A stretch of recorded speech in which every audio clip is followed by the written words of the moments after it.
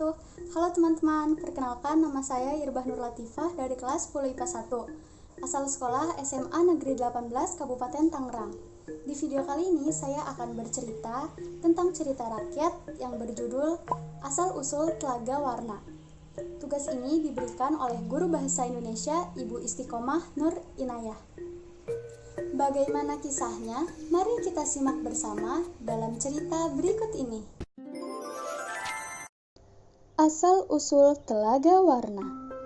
Telaga Warna adalah salah satu tempat wisata yang terletak di Kabupaten Sukabumi.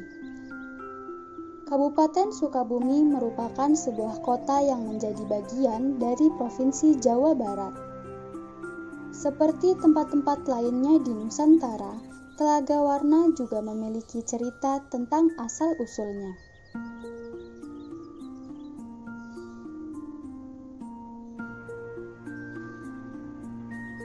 Pada zaman dahulu kala di wilayah Sukabumi terdapat sebuah kerajaan yang bernama Kutatanggehan. Kerajaan Kutatanggehan dipimpin oleh Raja Swartalaya dan permaisurinya Ratu Purbamana. Dipimpin oleh raja yang adil dan bijaksana, serta hamparan tanahnya nan subur membuat rakyat Kutatanggehan hidupnya makmur.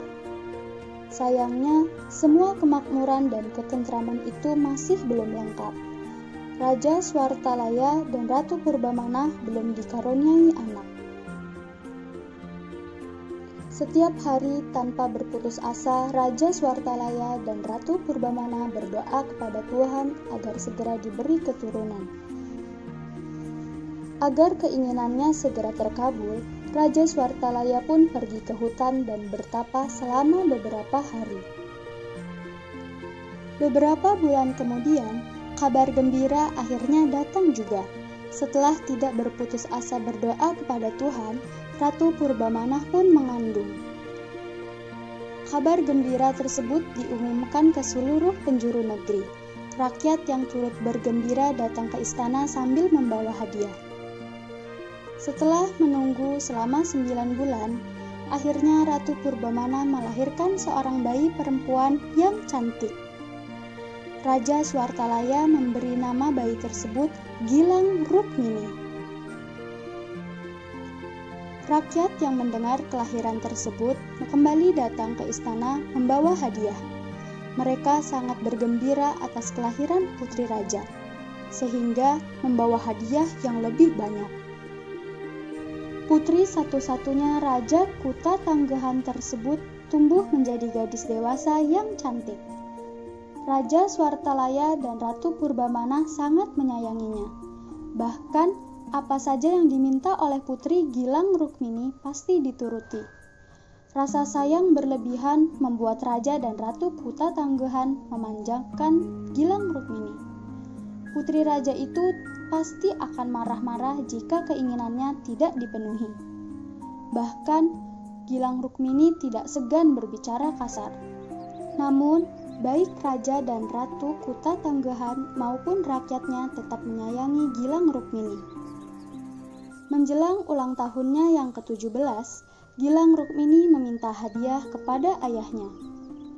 "Ayahanda, untuk ulang tahunku nanti aku meminta hadiah yang istimewa." "Apa hadiah yang engkau minta, wahai putriku?"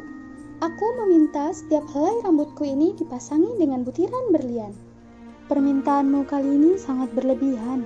Janganlah berlebihan dalam menggunakan perhiasan." "Benar, putriku. Bukankah perhiasanmu sudah banyak? Bahkan bajumu pun hampir semuanya dihiasi dengan berlian. Lebih baik perhiasan yang ada kita gunakan untuk kepentingan rakyat Kutatanggehan." Mengetahui permintaannya ditolak, Gilang Rukmini sangat marah. Dia mengambil semua perhiasannya dan melemparkannya ke arah ayah ibunya. Raja Swartalaya dan Ratu Purbamana sangat sedih melihat perilaku putrinya.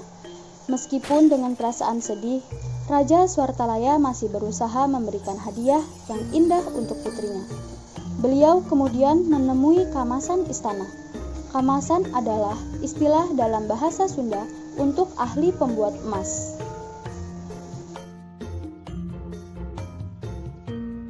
"Kamasan, Tolong buatkan kalung yang indah untuk hadiah ulang tahun putriku. Baik, Wang Mulia, kita paduka siap hamba laksanakan. Hari ulang tahun Putri Gilang Rukmini tiba. Rakyat Kuta Tanggehan bersama Raja dan Ratu berkumpul di Ballroom Istana untuk merayakan ulang tahun sang putri.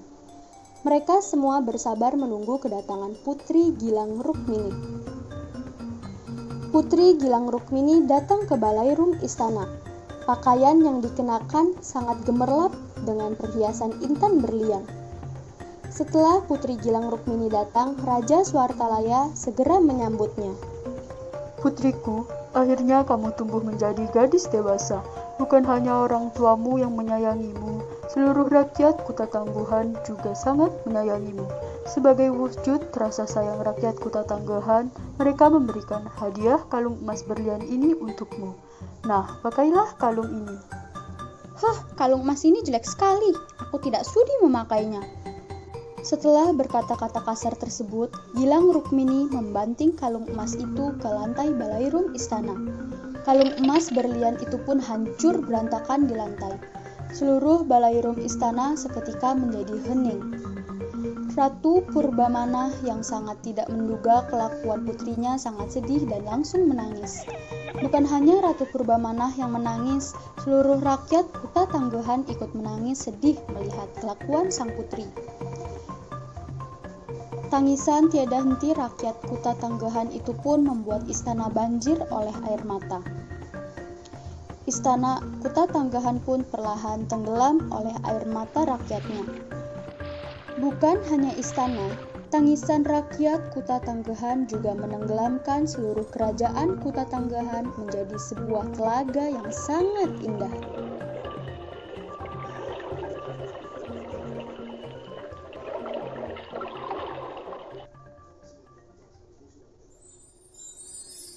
Pada hari yang cerah, telaga itu memantulkan warna-warni yang indah, yang konon berasal dari ceceran kalung Gilang Rukmini yang masih berada di dasar telaga.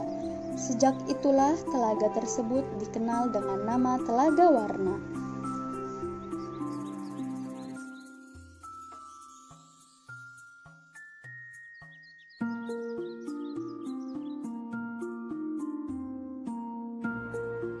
Teman-teman, itu tadi kisah dari cerita rakyat asal-usul Telaga Warna.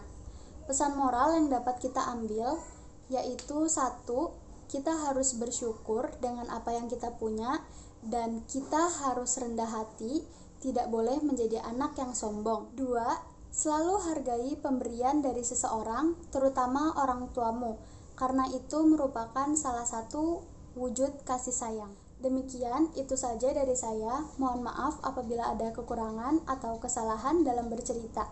Terima kasih buat yang sudah menonton. Wassalamualaikum warahmatullahi wabarakatuh.